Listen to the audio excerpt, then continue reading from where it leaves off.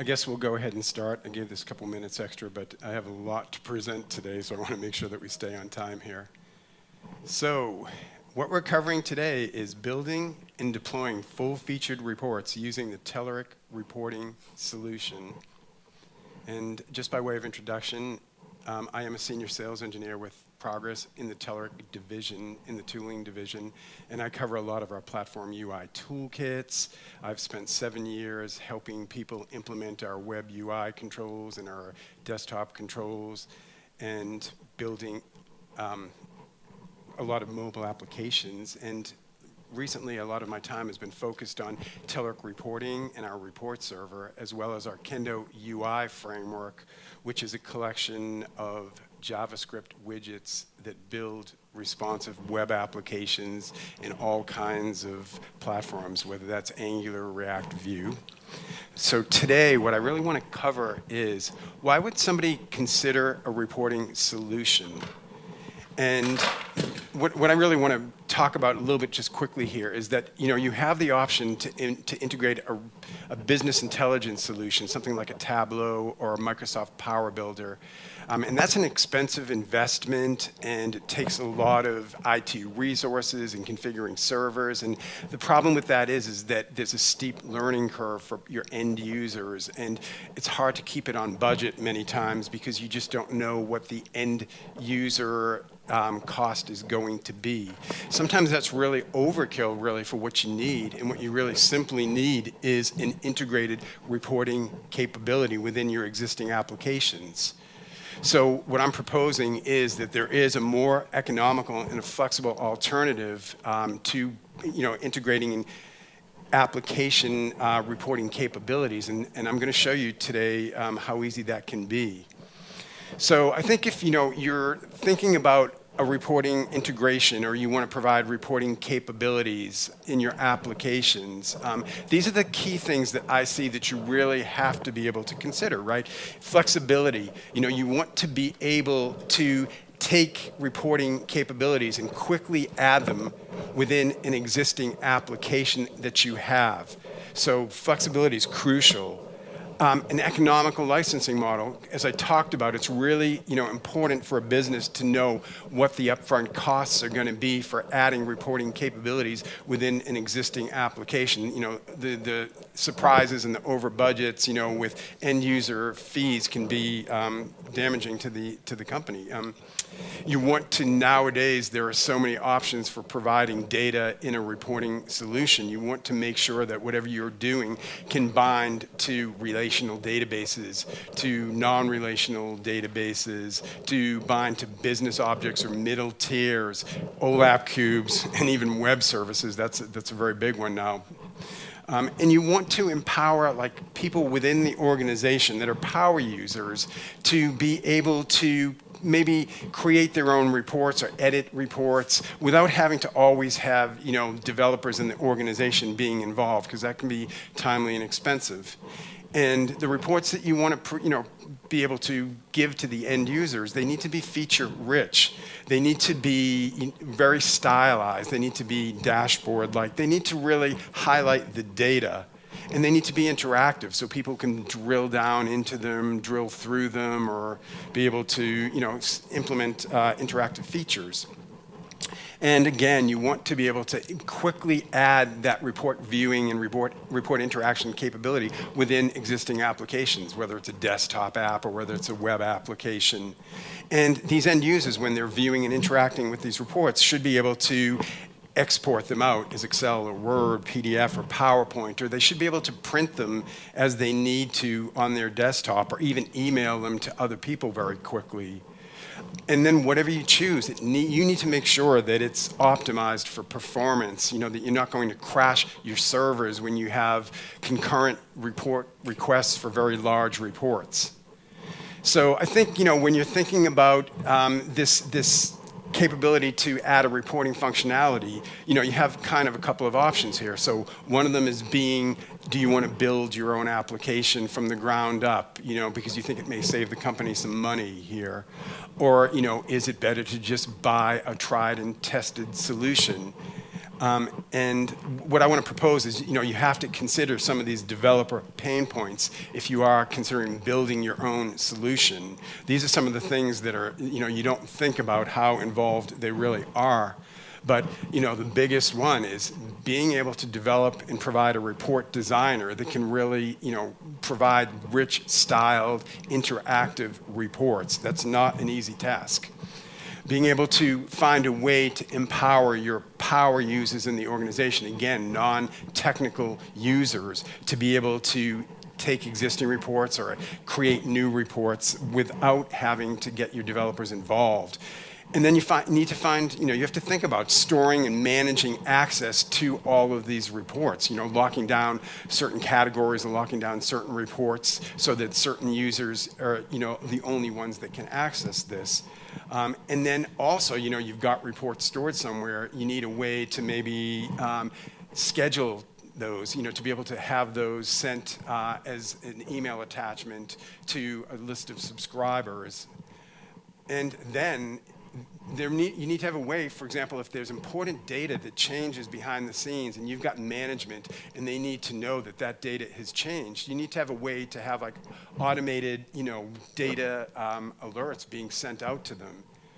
So what I'm saying is that, these are pretty extensive projects, and I can tell you, from experience, we've dealt with all of this pain. But you don't even think about the other things here too, which is you need to document everything about your solution, right? So you need to self-empower people that are using it, and how you handle the bugs if you find bugs or there's issues with things. So I think there's an easier alternative, and I want to spend some time telling you, what we think we would like to propose for you. Sorry about that.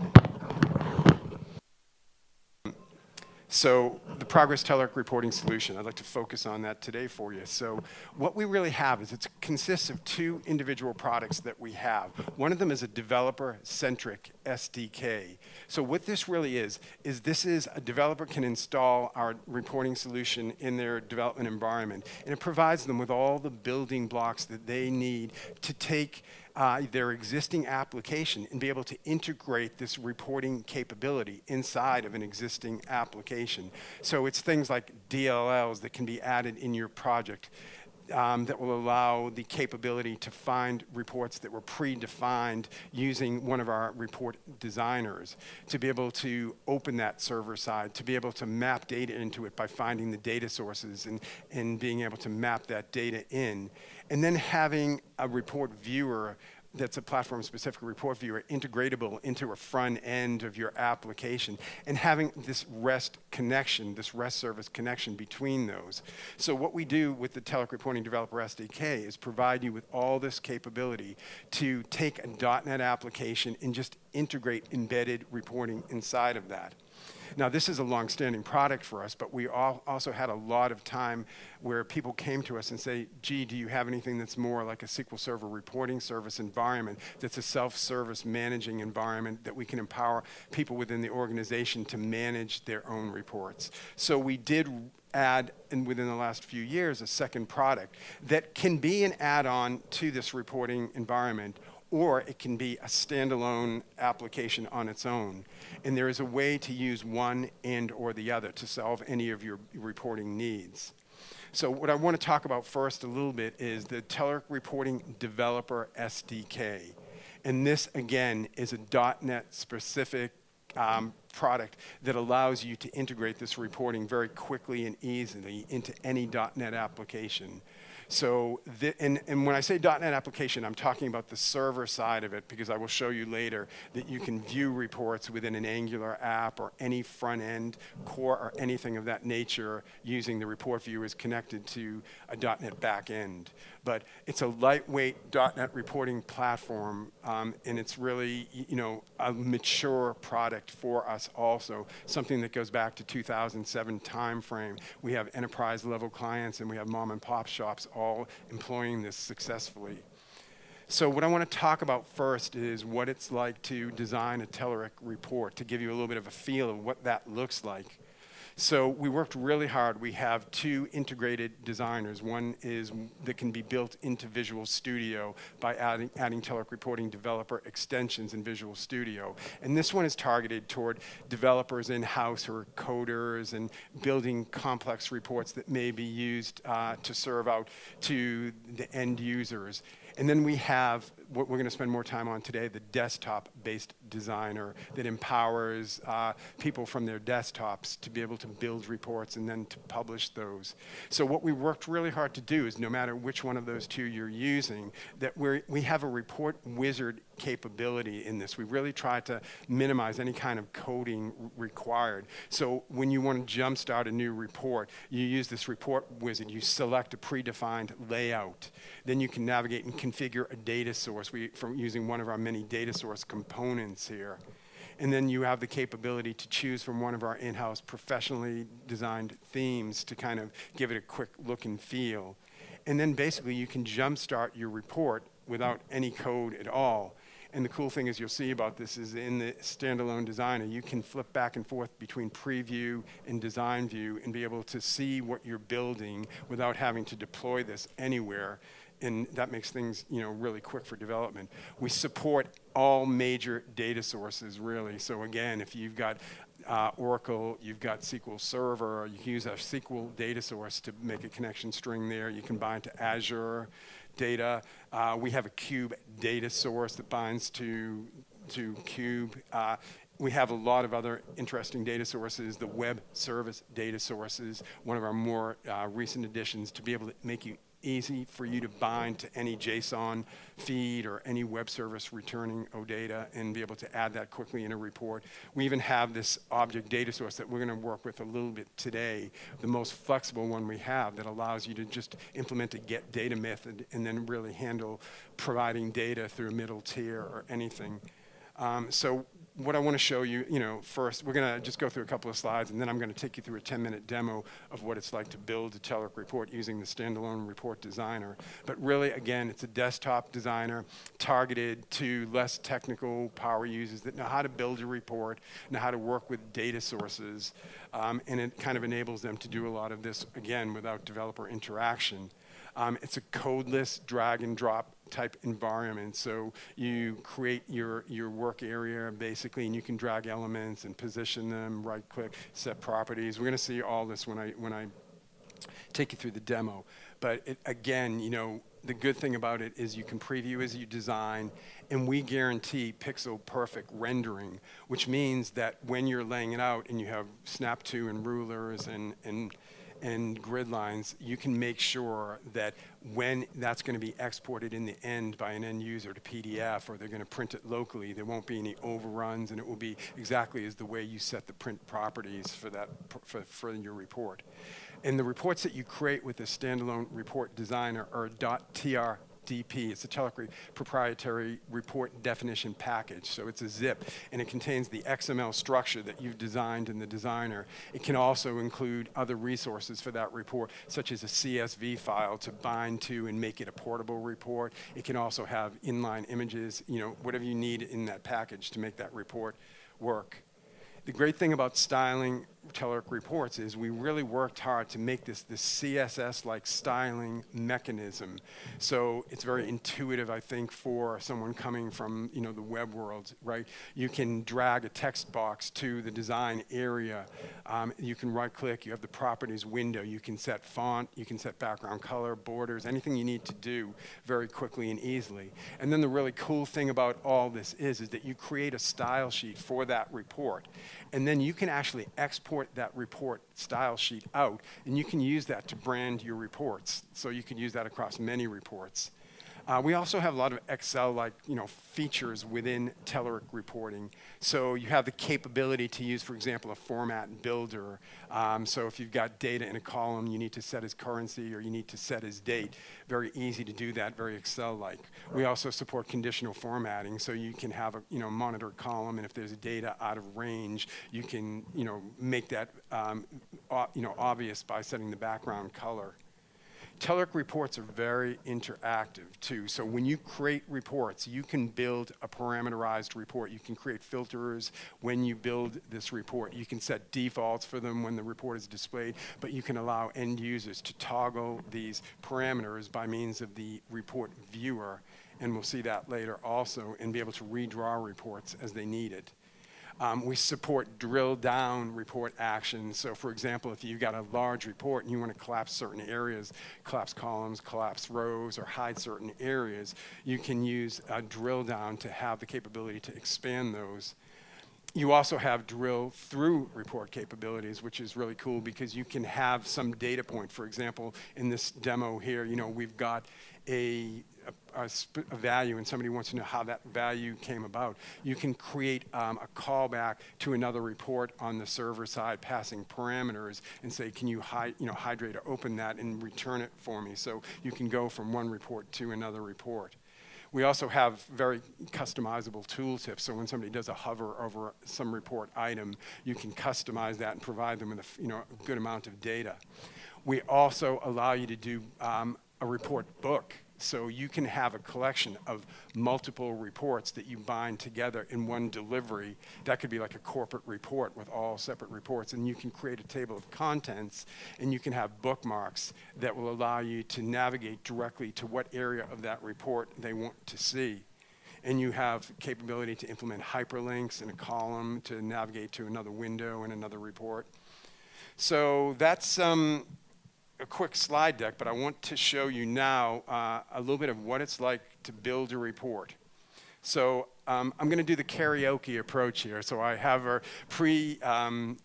pre-recorded about 10-minute demo that shows you how to do this, but I want to talk over it and kind of show you, what it's like here. So what this really does in this demo is we're using that standalone desktop to designer, and we're trying to create. Make sure that this is running.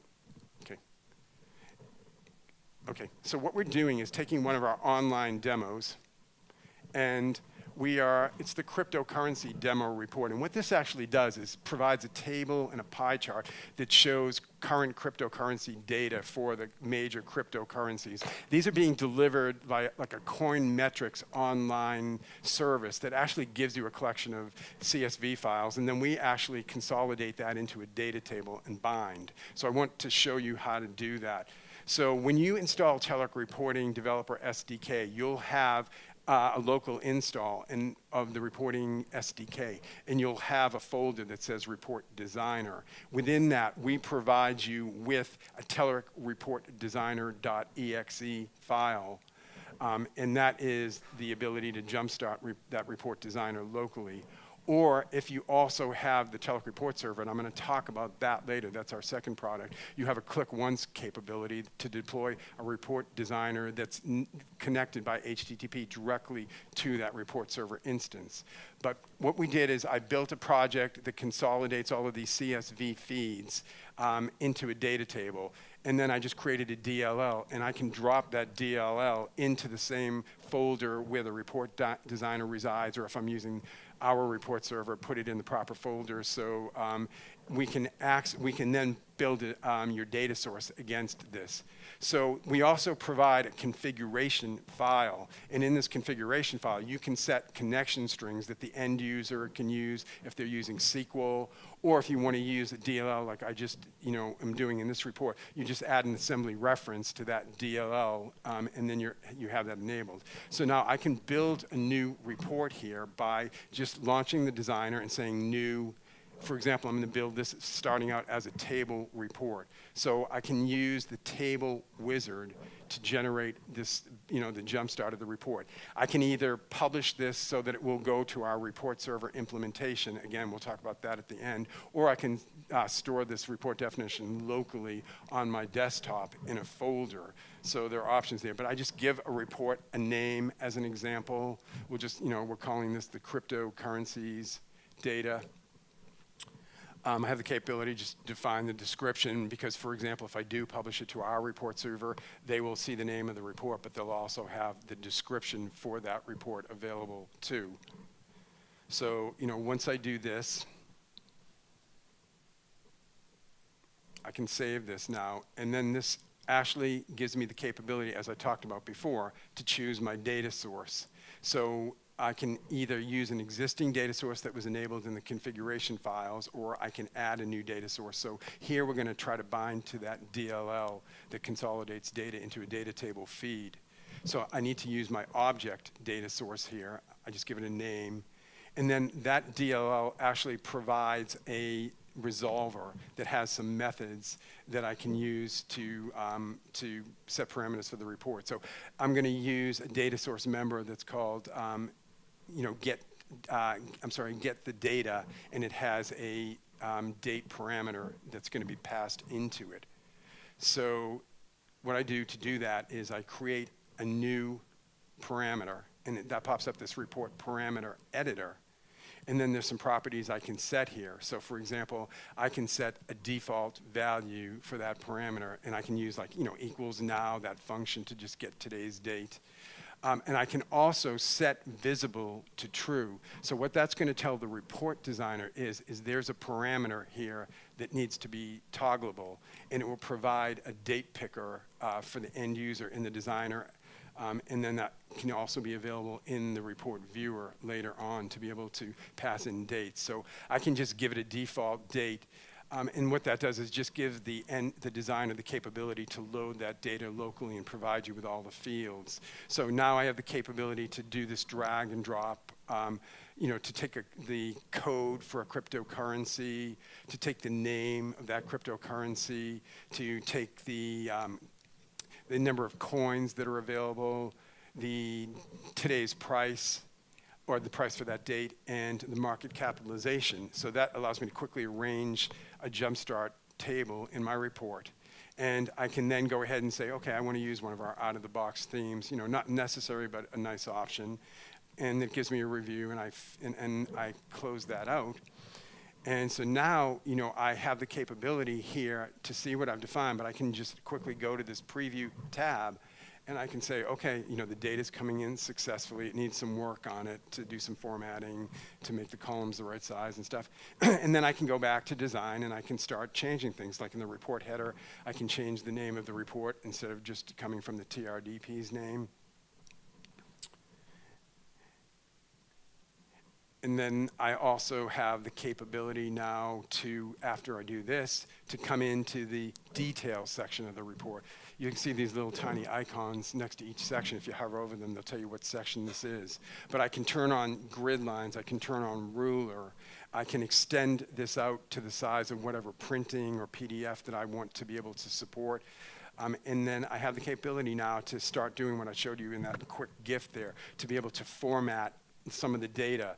For the price, it could be currency with 2 decimal places.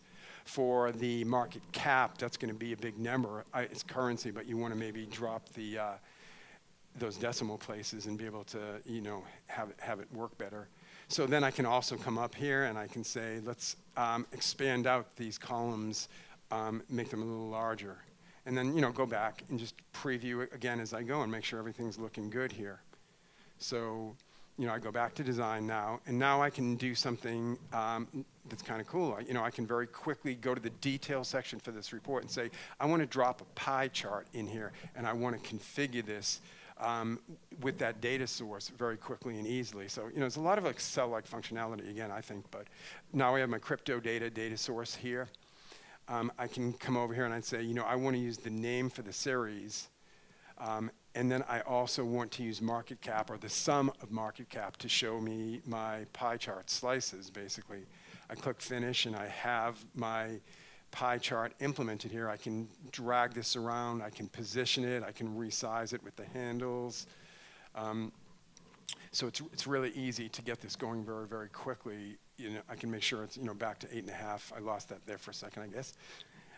And then what I want to show you now is that, this is kind of a kludgy display for this pie chart, because these leader lines and these percentages for the pie slices are taking up a lot of room. So I could actually get rid of this, and I can do anything. I could put the leader lines inside of the pie slices if I want to, or I can just go over to the data point label style, and I can select visible and say, just turn that off, make it false, and they'll drop away. So now I have, I can do this differently now. So I actually have the capability to, for example, concatenate the percentage on the legend item. And the way I did this, is this is an expression. Instead of just using equal fields.name for the legend item, I built a more complex expression that concatenates the percentage with the field's name. And then just by clicking on the pie slices here, I can go down to the legend item and the value for the legend item, and I can just get rid of equal fields.name and put in that expression. So now I have that. I think that looks a lot nicer here, doing it this way. I can even come up and I can change the title, so there's a expression editor that's widely used throughout Telerik reporting to be able to set expression syntax, which is, in many cases what we use to bind data to fields. So just change the name of that. Okay, so now, I think it's looking a lot better, and, doing this very quickly. Now I want to show you, we'll do one more thing, I guess, with this. We'll make some interactivity for it, because there's a capability, like I talked about, do a lot of interactive. But I could grab a column header, and I can say, I want to set a sort icon for this, and the ability to sort data, ascending, descending, whatever. So highlight that column, come over here, find the action property, and then this brings up this, the editor here. I can say, I want to create a new sorting action, and I want to sort on table 1, which is that table. And then I have the capability to set that sort expression. So I can say, equal fields.price, sort on the price column. And I just did the same thing again very quickly for the second column for market cap, just to kind of reiterate how easy it is to do that. So again, you create a new sorting expression on table 1. And then this time, the sort expression is the market capitalization field. So, that's all done here now. So now I can come back and I can preview this again. And hopefully you can see that this has all those capabilities here now. If I hover over those icons, I can sort these columns.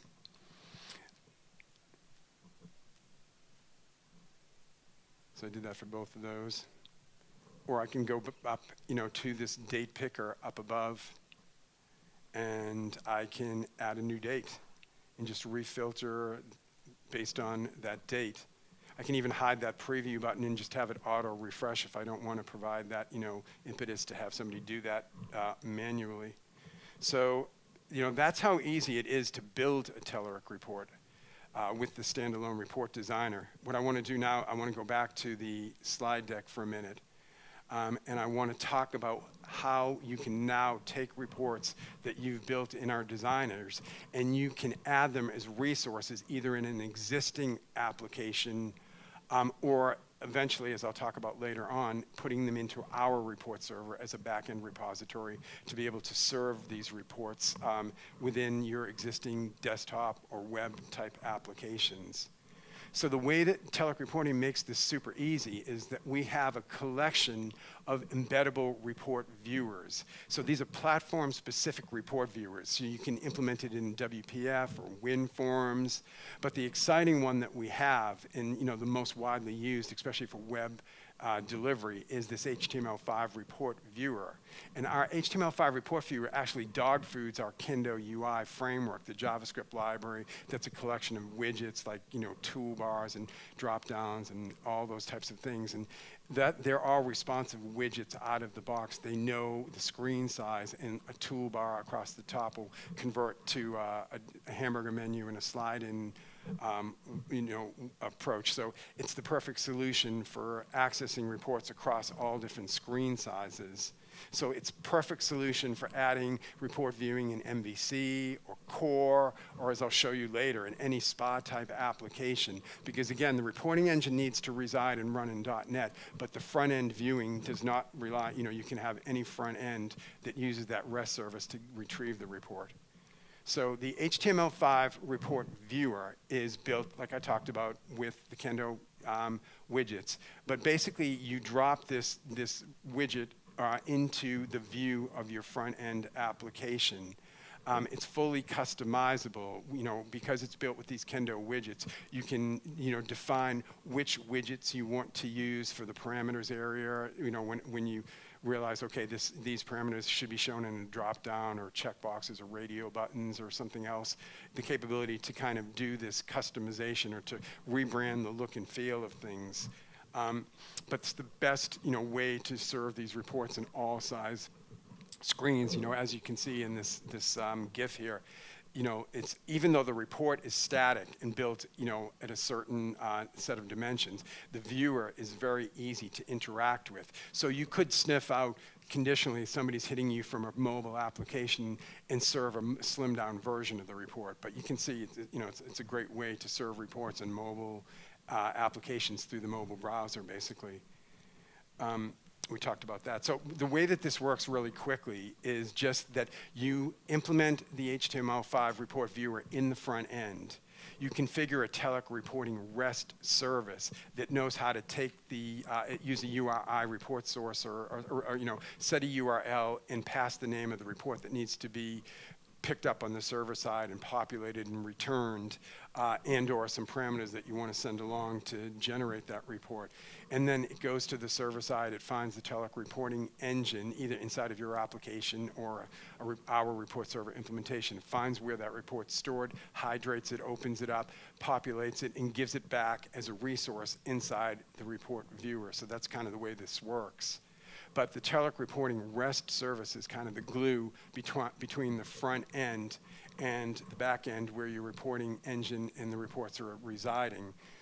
So it does a lot of things. It makes those report requests, but could also be used to send requests to the server side and say, I just want to take a report, I want to open it, populate it, and maybe use programmatic export and save it as an Excel, PDF, or Word on the server side, and you pick it up in your own process to do that. So there's a lot. We offer 2 implementations of this currently. So there's the ASP.NET Web API framework, and then we have an ASP.NET Core implementation. The one issue right now with Telerik reporting is that it does not operate in pure .NET Core yet. It requires the full .NET framework. But we are currently working hard with this in the new core implementations, and we should soon be able to allow you to work directly in a Linux environment in a core container. So what I want to show you now is what it's like to access Telerik reports using an HTML5 report viewer. So, in this scenario now, we built that report. So I want to show you what it's like and how quickly you can take this report and you can build this into your existing applications. So I have that cryptocurrency report that we built with that first demo.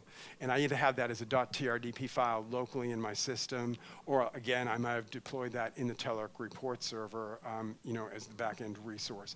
But this is a resource now that I can bind to by embedding these platform-specific report viewers in one of my front ends. So I can, there's many ways of deploying, but I can take that TRDP file and I can just move that up inside of my existing application, or as I'm going to show you, you can spin up a reporting REST service project either inside of your existing app or as a standalone behind the scenes. And that becomes the repository for the reports and implements the REST service and the reporting engine.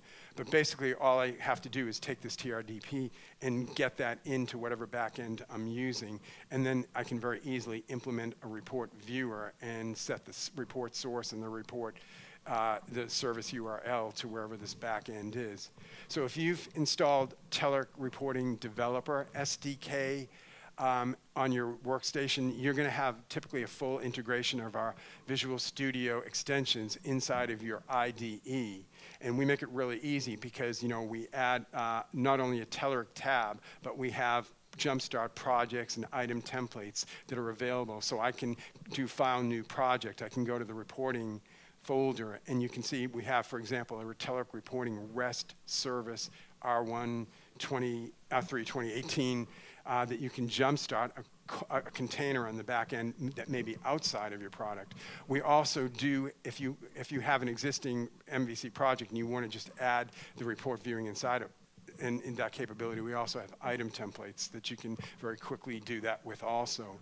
But I mean, typically all you have to really do is jumpstart the back-end project, and we build it for you with all of the resources that you need. I canceled out of this because it's I have limited time here. So I had previously built a reporting REST service cores project. This implements the back end, and it actually implements cores also, so that if you set a report viewer in a front end and you're going to do cross-domain requests, this will be able to handle those for you successfully. But you can see that when we build this new project, we add a couple of references here. So the key one, the Telerik reporting DLL. This is the reporting engine. It's the logic that says, okay, I know you have predefined reports. They're stored in a certain location. I know they have data sources inside them. Let's take that report and again, use those data sources, build it on the server side, and then allow you to do something with it. So this is really the crux, of the Telerik reporting product. And we also, this is behind the scenes implemented into our own report server if you set up a report server implementation. We'll talk about that later. And then there's just a reference to the Telerik Reporting Services Web API. That's the REST services capability. So, this is in a typical MVC application. It has established routing and all of that. But then what we're also doing here is we're creating a template of a reports controller inside of your controllers folder, right? And this is really an easy template that kind of is going to tell the reporting engine, first of all, what the route is to where those reports are stored. So you're setting, app path and then reports path here. And then what we are doing is providing this resolver because Telerik reports have two formats. When they're built in the standalone report designer, we built it as the .trdp. But if you use the visual extension inside Visual Studio and design reports, they're built as compiled .NET classes. They have C# code behind. And this resolver is simply saying, okay, the request that's coming in here is looking for a TRDP file. I know how to handle that. But maybe the request that's coming in is looking for this compiled class report. So we have a fallback resolver established to handle that request. And the cool thing is, you can create your own custom reports resolver. You can spin off of this as you need to do. But basically, we make it pretty easy to jumpstart and get this up and going, because we have the reports folder. We simply added that cryptocurrencies data, TRDP, as a resource inside there. And now when a request comes in from the front end, it knows how to handle that. So, so what I'll show you here now is how you can quickly build the front end. So if you have an existing ASP.NET MVC project, you can go and you can use our item template to add a CSHTML view in your application, and we will build out everything that you need to implement that very, very quickly. References, the Telerik reporting references within the view. In this particular one, I used my Kendo UI for ASP.NET MVC to implement a drop-down list so I could show you that you could have a form around an embedded report viewer that you could establish a name for a report, maybe pass some parameters, and be able to make those requests. So I implemented a Kendo UI drop-down list, and then on the the selection change, that list item change event, we're going to grab the value, so it has the names of the reports and the value, which is the TRDP name, and then we're going to pass that to the implementation of the report viewer in the view, because the report viewer has a service URL, first of all, which you can predefine to go to the reporting REST service project that I created, or to a report server, Telerik report server implementation. And then we just simply need to pass the report source, which is the .trdp's file name. In this one, I just have barcodes.trdp as the default report. But I'll show you that's real easy to toggle that. So when we run this now, you can see I created an extra tab in this default project that's reports. And this implements the Kendo UI drop-down list and also implements the report viewer that had the default. But when I toggle this now and pass cryptocurrencies report, there's my report, and has all of the capabilities that I built into that report. End users could go up to that toolbar, select the drop-down list, and export this as Excel, Word, PDF, or PowerPoint, or they could print local using the print preview and printer capabilities. They can even email copies of this report to other users directly from within the report viewer. So that's how you would do it in an MVC application. Let me now show you what it would be like to do this if you wanted to try to quickly add that same back-end request in an Angular 6 view. So I created an Angular CLI project here, and in the package JSON file, I wanted to use Kendo UI, the native version of Kendo UI, which are built from the ground up native controls like a drop-down list in the front end of this like I did before. But I also want to implement the Telerik-Angular-report viewer. So we provide that as an NPM package from the progress feed. And then I added those resources, the references there for the Kendo Angular drop-down and all of its requirements also here.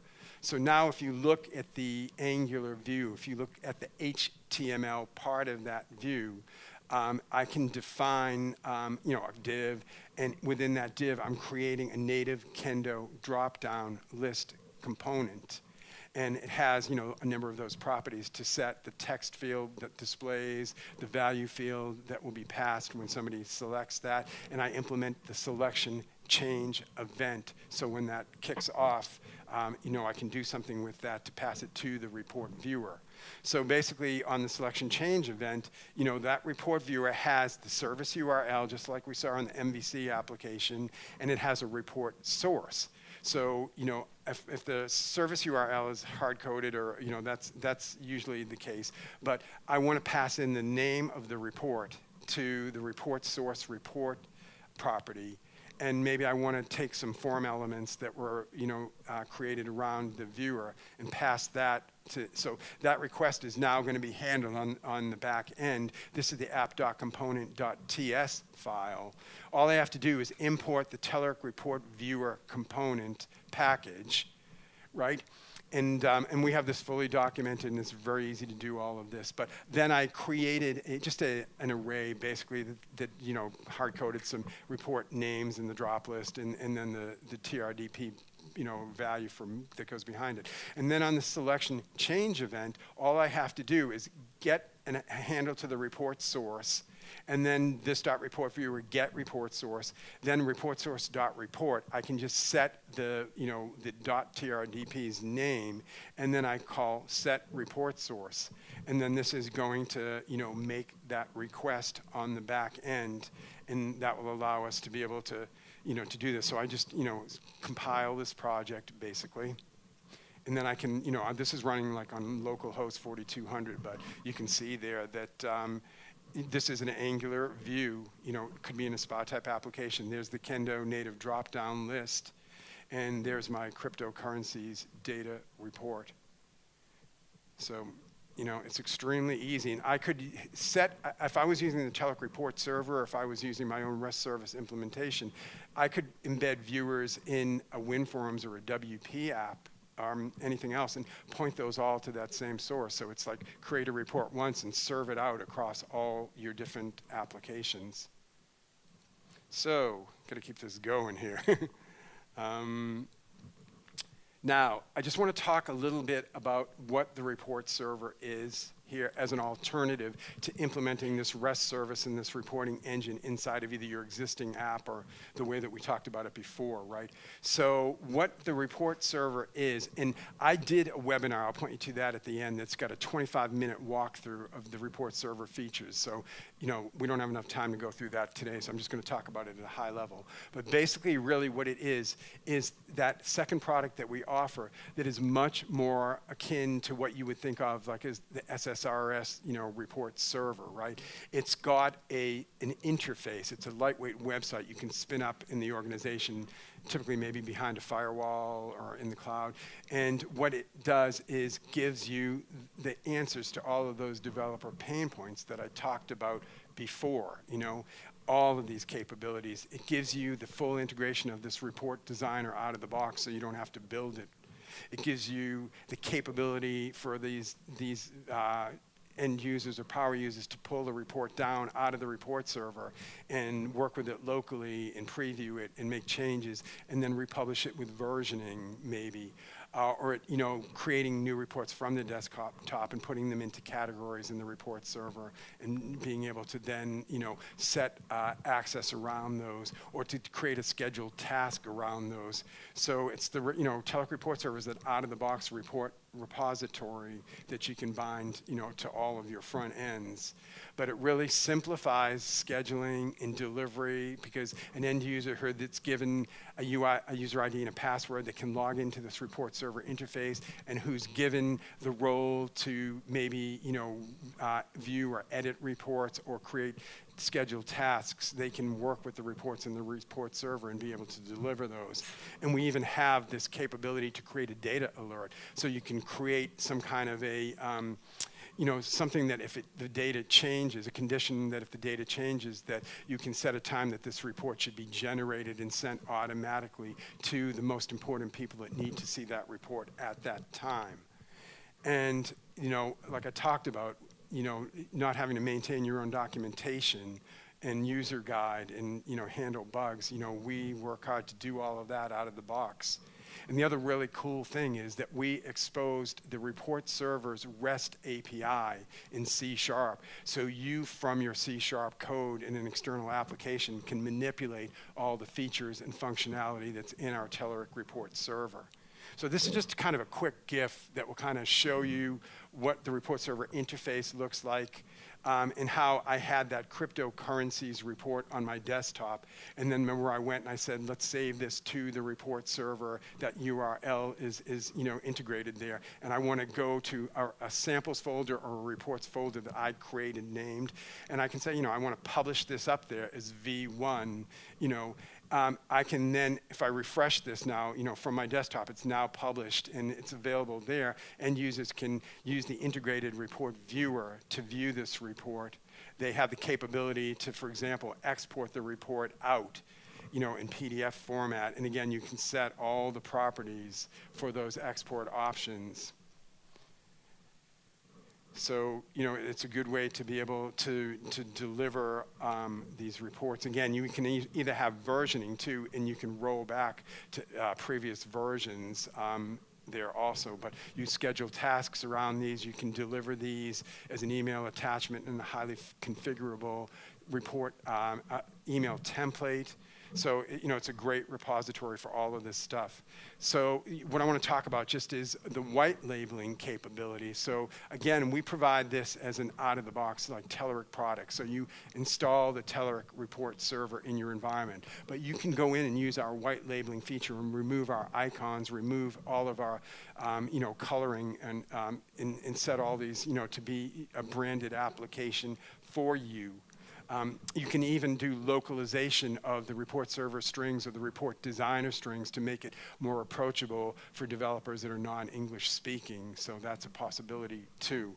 The other cool thing is that we worked really hard in Telerik reporting over the last year or two to provide baked-in accessibility support for our product. So, first of all, this keyboard navigation enabled. And there's the capability to, work with sensorily impaired people to be able to provide textual details or, hints, so that they can work with the report server when they're impaired. So I think we did it. I did do a webinar very recently that was focused specifically, it had some of the content in the beginning, but it was focused very specifically on the Telerik report server and what that brings to the table. And within the middle of that, there's a 25-minute detailed walkthrough of the Telerik report server and all its features and functionality. So I would highly recommend that you guys navigate to that blog post there if you're interested and take a look at that. So that's really it from my side here. And if you're interested in the report server, if you're interested in Telerik reporting and you want to have an idea of what the costs would be or how you could work with that in your environment, I would recommend you could send an email to sales@telerik.com. Or we also monitor the hashtag #HeyTelerik Twitter feed. So if you have follow-up questions or you have comments about how this just went today, feel free to send that along. And that's really it. And what I wanted to say is, because we're so limited in time with other people trying to jump in here, some of our key people from the reporting team are going to be over at the Progress booth here, and I will be there. And we'd really welcome you to come over and maybe ask us some questions, or anything we can do to make this viable for you. So I'd like to thank everybody for hanging in there, because I know it's the middle of the afternoon on the second day, but hopefully that gave you some insights. Okay. All right, thank you.